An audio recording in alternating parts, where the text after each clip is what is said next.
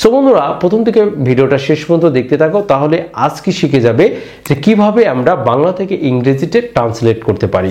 যাই হোক বন্ধুরা, আজকে যেটা শিখবো আমরা সেটা হচ্ছে, আমরা অনেক সময় বলে থাকি এক এক করে নাও, এক এক করে যাও, বা এক এক করে খাও, এক এক করে বলো, এক এক করে দাঁড়াও, এক এক করে দৌড়াও। 1 by 1 এর অর্থ হচ্ছে 1 by 1 এর অর্থ হচ্ছে এক এক করে, এক এক করে। তাহলে আমরা বাংলাটা জানলাম, এখন জানবো যে এটা কিভাবে গঠন করা হয়। তাহলে আমরা স্ট্রাকচারটাও যদি জানি তাহলে আমাদের জন্য ইংরেজি থেকে বাংলা থেকে ইংরেজিটা করা অনেক সহজ হয়ে যাবে। তাহলে প্রথমে আমরা বসাবো যে একটা ভার্ব প্লাস তারপরে আমরা বসাবো যে 1 by 1। ছোট ছোট বাক্য, মানে এইগুলো একদম ইজি ওয়েতে আমরা করে ফেলতে পারবো, একদমই ছোট ছোট, আমাদের কাছে খুবই ইজি হয়ে যাবে। যাক বন্ধুরা, আমরা কয়েকটা এক্সাম্পল দেখতে পারি। এখানে স্ট্রাকচারটা লিখলাম, দেখো প্রথমে আমরা ভার্ব বসাবো, তারপরে 1 by 1 বসাবো। আর এটা দেখো যেটা লিখলাম সেটা হচ্ছে 1 by 1 এর অর্থ হচ্ছে এক এক করে, এক এক করে লিখো। তাহলে প্রথমে আমরা লিখলাম যে এক এক করে কথা বলো, এক এক করে কথা বলো, কথা বলো।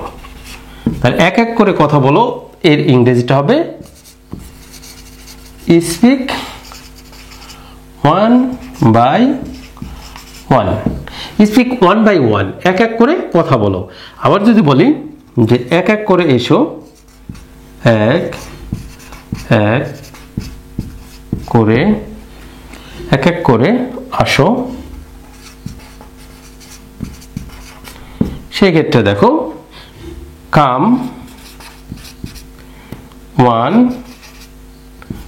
1 by 1। কত সহজ বাক্য দেখো, এক এক করে আসো, এক এক করে বলো, এক এক করে যাও, এক এক করে দৌড়াও। তাহলে আমরা যদি বলি এক এক করে দৌড়াও, এক এক করে দৌড়াও, তাহলে সেই ক্ষেত্রে কি হবে দেখো যে রান 1 by 1, রান 1 by 1, এক এক করে দৌড়াও। আবার সেক্ষেত্রেও হবে যদি বলো এক এক করে পড়ো, এক করে পড়ো, সেই ক্ষেত্রে দেখো এক এক করে পড়ো কি হবে, read 1 by 1। তাহলে বন্ধুরা এইরকম ধরনের বাক্যগুলো আমাদের বাংলা থেকে ইংরেজি করার জন্য খুবই সহজ, খুবই ইজি হয়ে যাবে। আর তোমরা আরো কিছু এক্সাম্পল আমরা দিতে পারি। তাহলে প্রথমে হচ্ছে এক এক করে কথা বলো, স্পিক 1 by 1, এক এক করে আসো, কাম 1 by 1, এক এক করে দৌড়াও, রান 1 by 1, এক এক করে পড়ো, রিড 1 by 1। তাহলে দেখো দাঁড়াও, তাহলে কি হবে এক এক করে দাঁড়াও এর ইংরেজিটা হচ্ছে যে দাঁড়ানো ইংরেজি স্ট্যান্ড, স্ট্যান্ড 1 by 1 এর অর্থ হচ্ছে এক এক করে দাঁড়াও। আবার যদি বলো এক এক করে লিখো, এক এক করে লিখো, তাহলে কি হবে এক এক করে লিখো এর ইংরেজিটা হচ্ছে রাইট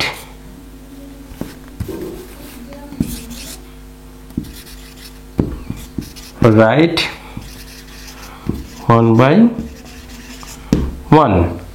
আবার যদি বলো এক এক করে রান্না করো, এক এক করে খাও, তাও হবে এক এক করে খাও, এক এক করে খাও, সেই ক্ষেত্রে দেখো eat 1 by 1। আবার যদি বলি এক করে নাও সেটা কি হবে যে টেক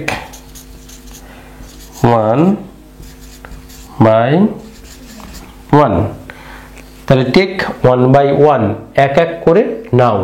আবার যদি বলি যে এক এক করে আমার সামনে আসো, সেই ক্ষেত্রে কি হবে, তাহলে এক এক করে আমার সামনে আসো, আমরা যদি এখানে বলি যে এক এক করে আমার সামনে আসো,